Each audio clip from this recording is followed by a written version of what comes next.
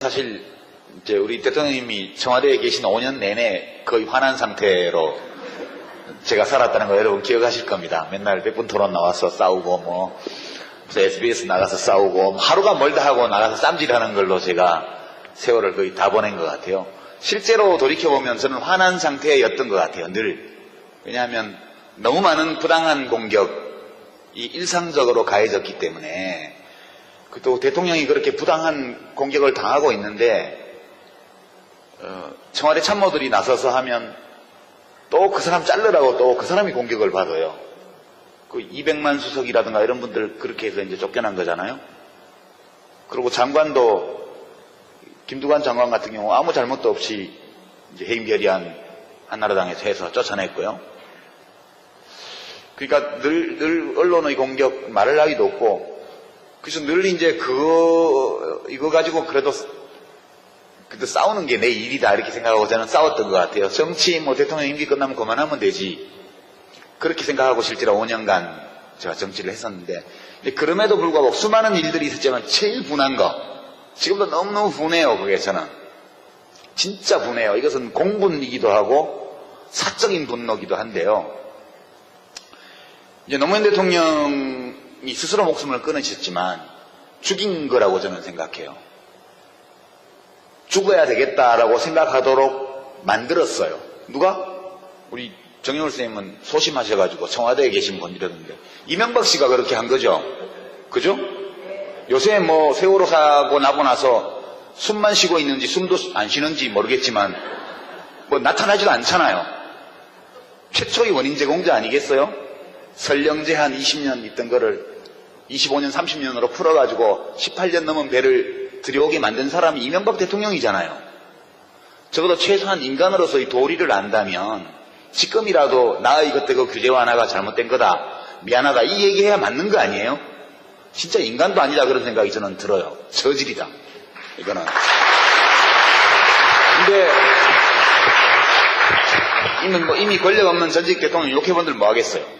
그렇지만 너무 분한 거는 노무현 대통령은 약점도 많고 그런 분이지만 좋은 사람이었어요. 똑똑하고요. 대학은 안 나오셨지만 지식도 많았고요. 논리적으로 사고할 줄 알고 품격이 있는 분이었어요.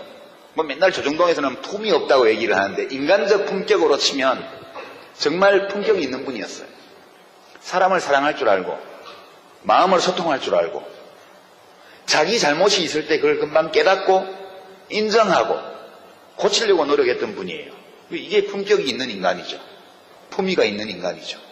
이명박 대통령은 진짜 품위가 없는 저질이거든요.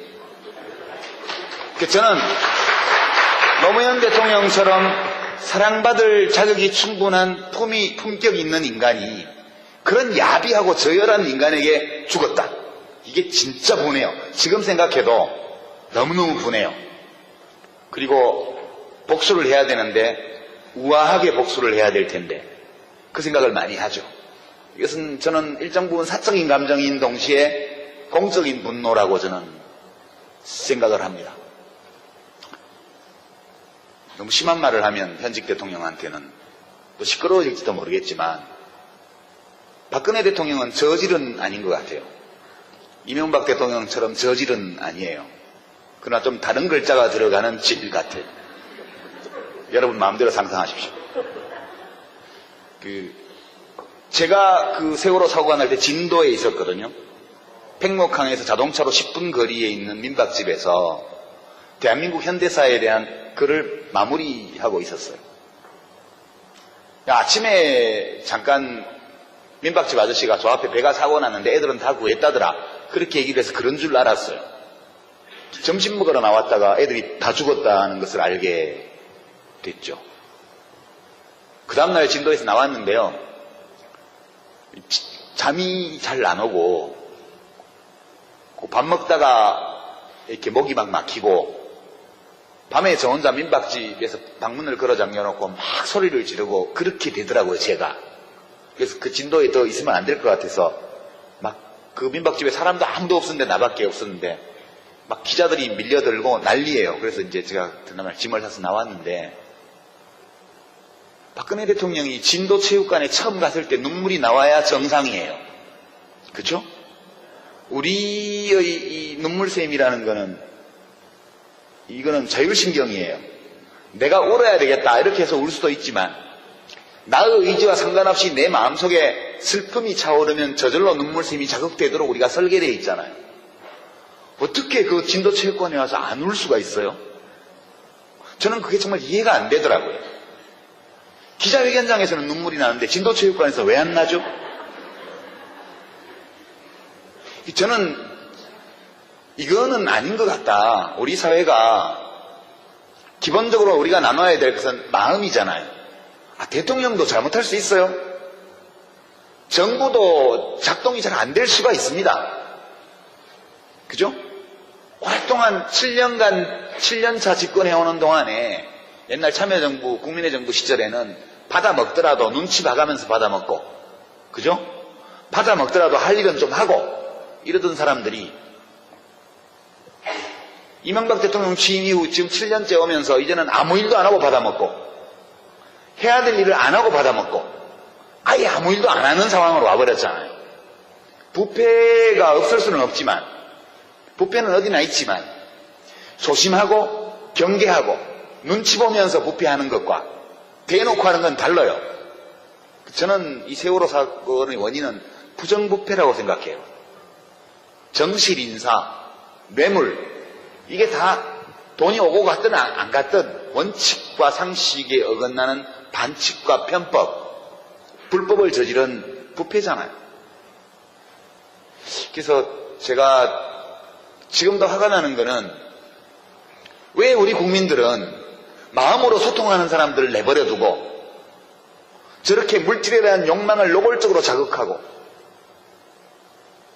타인의 고통에 마음으로 감응할 능력이 없고 왜 이런 사람을 좋아할까?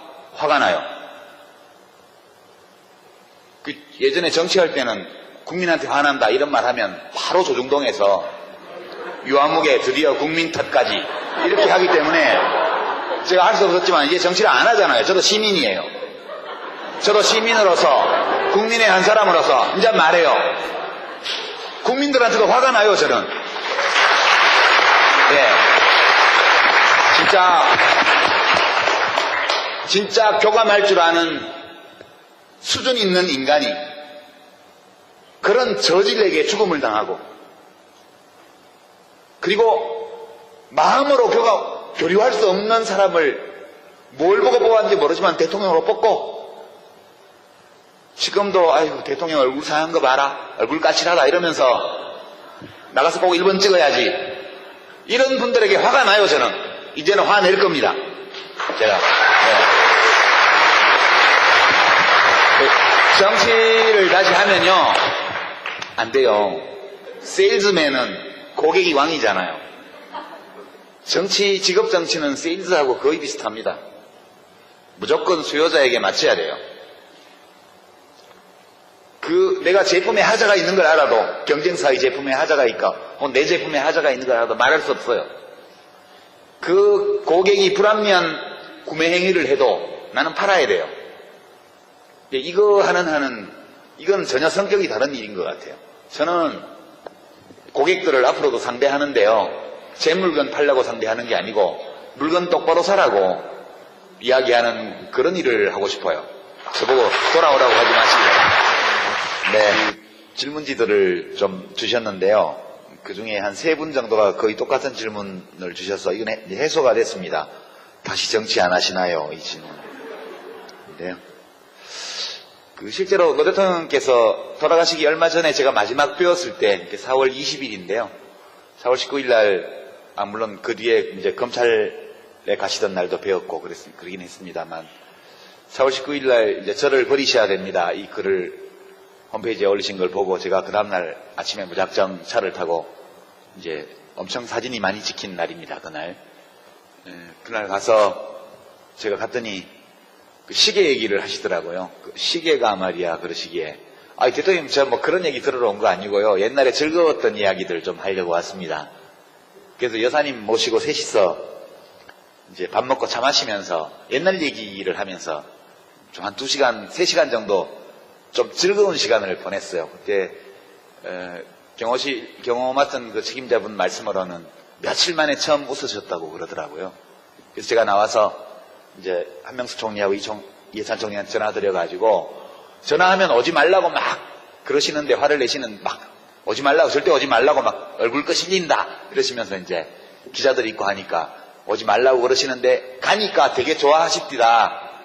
그러니까 시골 어르신들이 추석 때 뭐 저 못 가겠는데 그러면 그래 바쁜데 회사 일도 바쁜데 안 와도 된다 이러지만 속으로 서운하고 길도 막히는데 말하고 오려고 이렇게 얘기하지만 가면 되게 좋아하시는 거하고 똑같더라고요. 그래서 그 기억도 나고 하는데 그때 4월 20일 날 제가 갔을 때 저한테 진지하게 그렇게 말씀하셨어요. 그 전까지는 저 유아무개 정치적으로 제기를 시켜야 되니까 은평을 재선거에 나가도록 하면 어떨까 뭐 이런 얘기를 누구한테 하셨던데 그날은 진짜 이 사회를 바꾸려면 정치만 가지고는 안 되는 것 같다고. 그래서 당신은 정치하지 마라 그러시오. 그럼 뭐 해요? 그랬더니 젊은 사람들 만나서 강연도 하고 글도 쓰고 그게 더 낫지. 정치는 누가 합니까? 했더니 정치는 정치밖에 못하는 사람들이 하면 되지. 저한테 그러셨어요. 그래서 저는 그날은 그냥 하신 말씀이 아니고 정말 진지하게 저한테 말씀을 하셨는데 그 뒤에 저는 정치를 하려고 그랬죠 또. 예. 근데 잘 안 되더라고요. 역시 대통령님 판단이 말 들을 걸 괜히 했다 제가 그 생각했고요. 제가 최근에 어디 책을 읽다가 본 귀절인데요. 선생님 착한 사람하고 나쁜 사람이 싸우면 누가 이겨요? 그렇게 질문을 하니까 답이 힘센 놈이 이기지. 예, 착한 놈하고 나쁜 놈하고 싸우면 누가 이기냐? 힘센 놈이 이겨요. 착하든 나쁘든. 근데 노 대통령께서 이제 봉화마을 사시면서 마지막에 남기신 말씀들이나 글들이 나중에 진보의 미래라는 책으로 이제 나왔죠. 거기 보면 그 버스 이야기가 나오죠. 이제 부산에서 진영 가는 버스인데 중간에 어디 섰어요. 버스가 복잡해요. 그러니까 이제 사람들이 야 운전사 양반 그만 태워서 비잡다 이제 경상도 말로 비잡다 그만 태워서 이러면 이거 보수예요. 안으로 좀 들어가 봅시다. 같이 타고 가게 이렇게 말하면 이게 진보래요. 그게 이제 노무현 대통령의 보수 진보 분류법이었어요. 이제 그분은 무슨 복잡한 문제든 이렇게 쉽게 바꿔내는 능력이 있는 분이셨어요. 그러니까 언어 감각이 거의 마술사의 수준에 있으신 분이세요. 그런 점에서는. 그러니까 비잡다 그만 태워라 이렇게 얘기하는 건 보수고 좀 안으로 좀 들어갑시다. 같이 타고 가게 이렇게 말하면 진보라는 거죠. 그 차이가 뭘까요?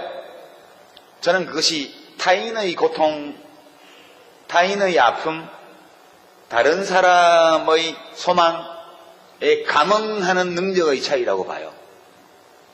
그 감응 능력이 적은 사람이 보수가 돼요. 그 감응을 잘하는 사람이 진보적이에요. 그러니까 보수 진보는 무슨 노동자 계급이라서 진보가 되는 게 아니에요. 제 생각에는. 노동자 계급에 속해도 타인의 고통에 감응할지 모르면 자기 임금 올리는 데만 관심이 있는 거예요. 그죠? 자기는 강남에 사는 뭐 몇백억 부자지만 다른 사람의 고통에 너무 마음이 아픈 사람은 희망버스를 타고 한진중공업으로 가는 거예요.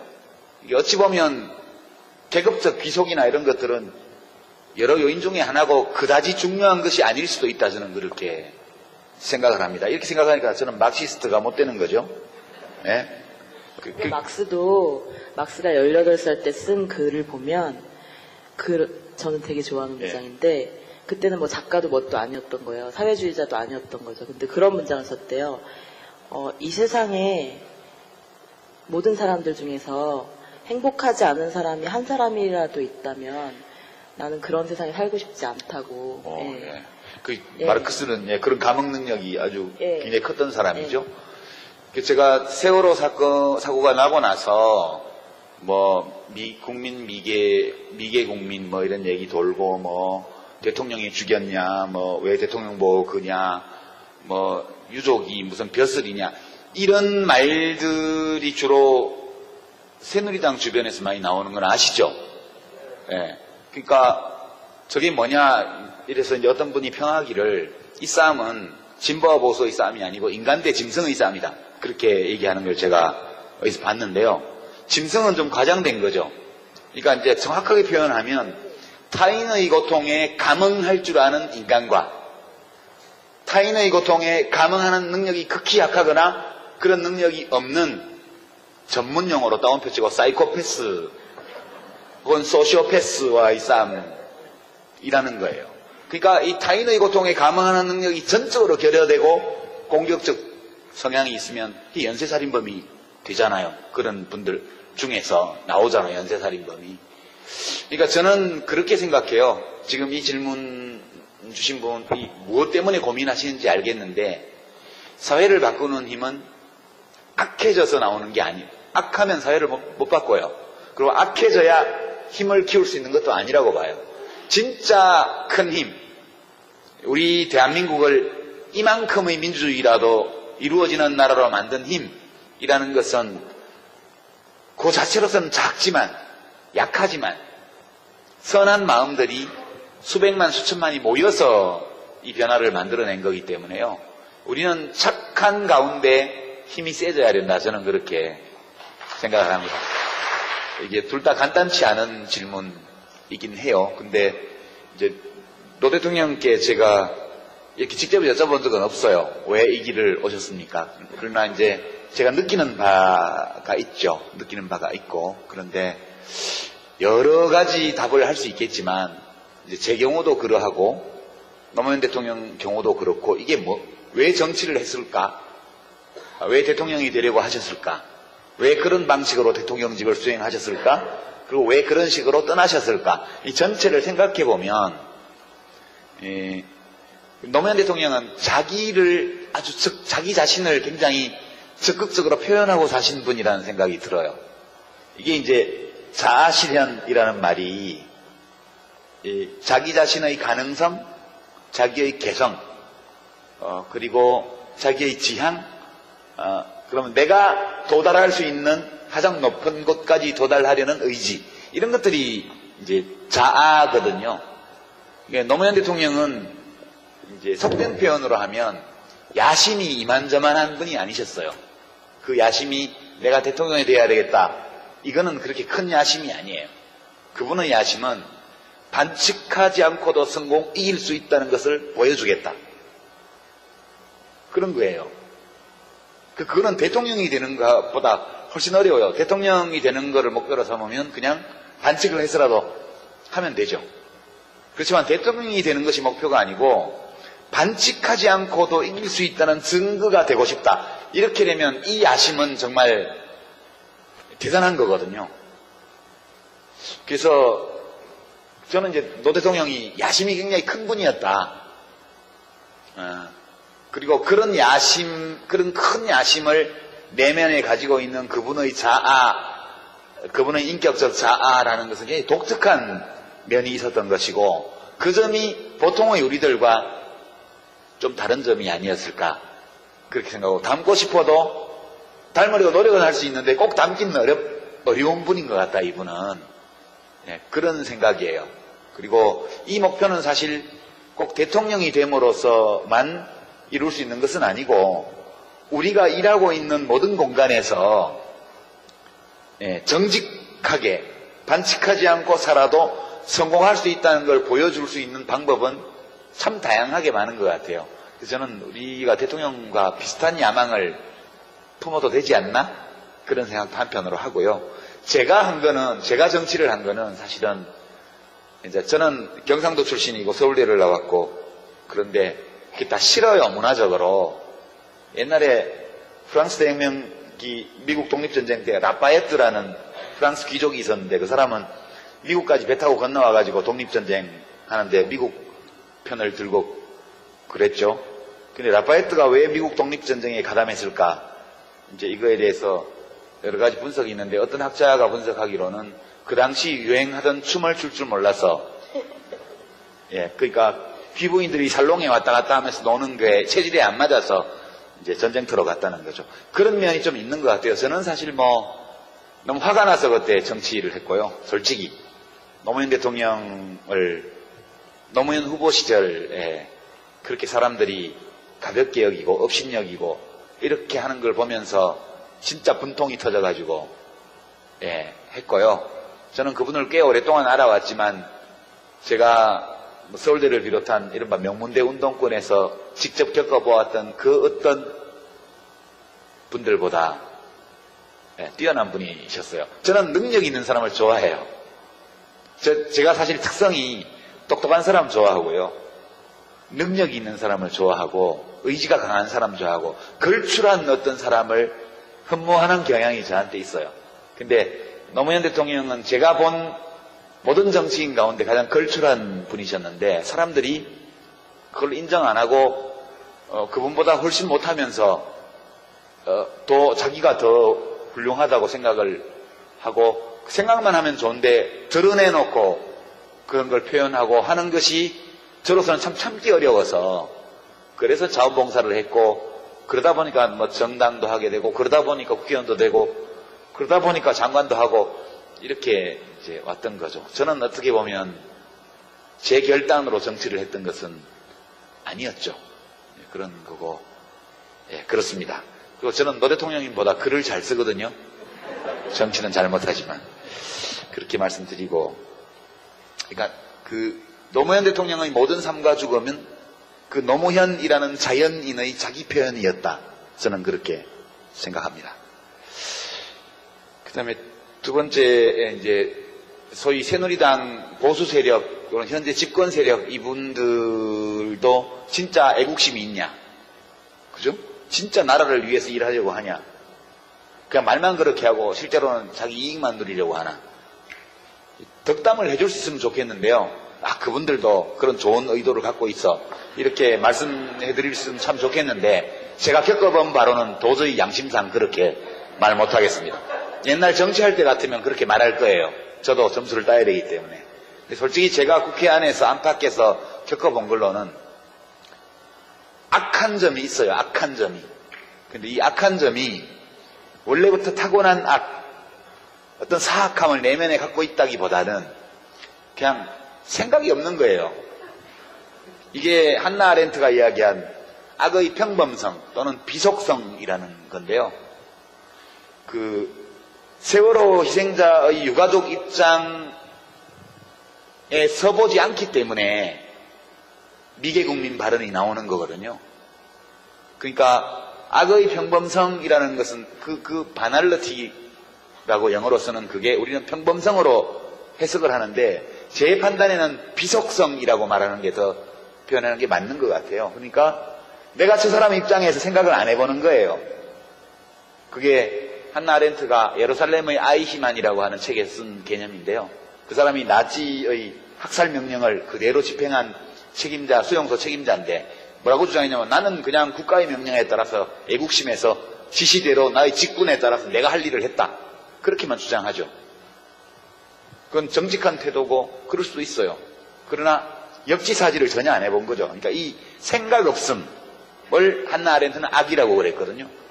제가 이제 새누리당이나 최근 이 세월호 사태를 둘러싸고 온갖 이해할 수 없는 말들을 내뱉는 사람들을 볼 때 그분들이 마음속에서 어떤 절대 악을 갖고 있기 때문이 아니고 이 생각 없음이라는 이 악의 비속성 이 무엇인지를 제일 잘 보여주고 있다고 저는 보는 거예요. 생각하지 않으면 악에 빠지게 돼요. 생각하지 않으면 악에 물들게 돼요. 생각이 없으면 악을 저지르게 돼요. 악에 가담하게 돼요. 악이라는 것은 특별한 무엇으로 존재한다기보다는 우리들 각자의 내면에도 일정 부분 있을 수밖에 없는 어떤 요소다. 저는 그렇게 생각합니다. 오랫동안 7년차 집권해오는 동안에 옛날 참여정부, 국민의 정부 시절에는 받아먹더라도 눈치 봐가면서 받아먹고, 그죠? 받아먹더라도 할 일은 좀 하고 이러던 사람들이 이명박 대통령 취임 이후 지금 7년째 오면서 이제는 아무 일도 안 하고 받아먹고 해야 될 일을 안 하고 받아먹고 아예 아무 일도 안 하는 상황으로 와버렸잖아요. 부패가 없을 수는 없지만 부패는 어디나 있지만 조심하고 경계하고 눈치 보면서 부패하는 것과 대놓고 하는 건 달라요. 저는 이 세월호 사건의 원인은 부정부패라고 생각해요. 정실 인사, 뇌물, 이게 다 돈이 오고 갔든 안 갔든 원칙과 상식에 어긋나는 반칙과 편법, 불법을 저지른 부패잖아요. 그래서 제가 지금도 화가 나는 거는 왜 우리 국민들은 마음으로 소통하는 사람들을 내버려 두고 저렇게 물질에 대한 욕망을 노골적으로 자극하고 타인의 고통에 마음으로 감응할 능력이 없고 왜 이런 사람을 좋아할까? 화가 나요.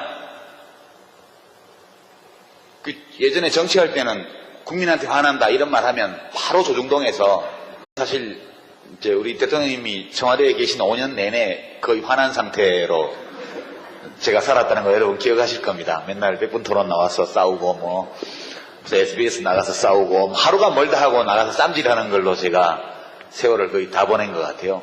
실제로 돌이켜보면 저는 화난 상태였던 것 같아요. 늘.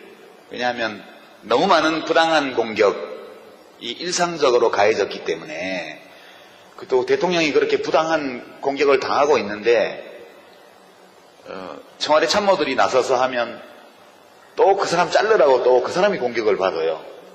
그 200만 수석이라든가 이런 분들 그렇게 해서 이제 쫓겨난 거잖아요. 그리고 장관도 김두관 장관 같은 경우 아무 잘못도 없이 이제 해임 결의안 한나라당에서 해서 쫓아냈고요.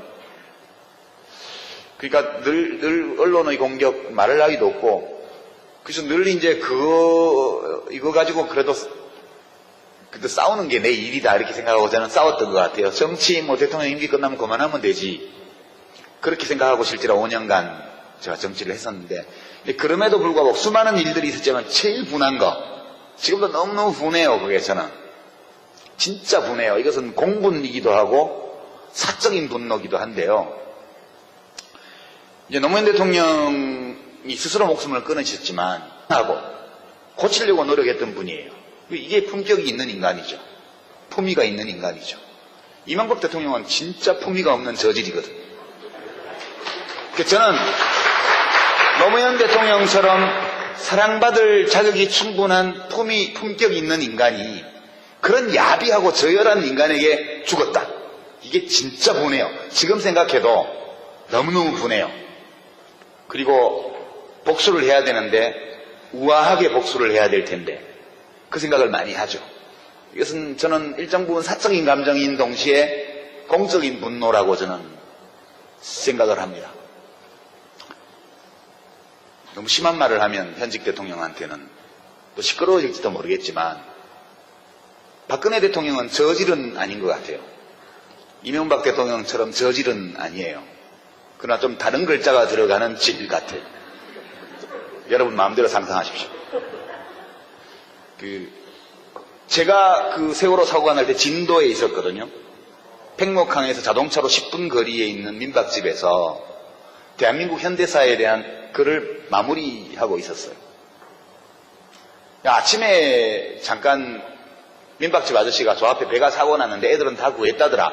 그렇게 얘기를 해서 그런 줄 알았어요. 점심 먹으러 나왔다가 애들이 다 죽었다는 것을 알게 됐죠. 그 다음날 진도에서 나왔는데요. 잠이 잘 안 오고 밥 먹다가 이렇게 목이 막 막히고 밤에 저 혼자 민박집에서 방문을 걸어 잠겨놓고 막 소리를 지르고 그렇게 되더라고요. 제가. 그래서 그 진도에 더 있으면 안 될 것 같아서 막 그 민박집에 사람도 아무도 없었는데 나밖에 없었는데 막 기자들이 밀려들고 난리예요. 그래서 이제 제가 그날 짐을 사서 나왔는데 박근혜 대통령이 진도 체육관에 처음 갔을 때 눈물이 나와야 정상이에요. 그렇죠? 우리의 이 눈물샘이라는 거는 이거는 자율신경이에요. 내가 울어야 되겠다 이렇게 해서 울 수도 있지만 나의 의지와 상관없이 내 마음속에 슬픔이 차오르면 저절로 눈물샘이 자극되도록 우리가 설계되어 있잖아요. 어떻게 그 진도 체육관에 와서 안 울 수가 있어요?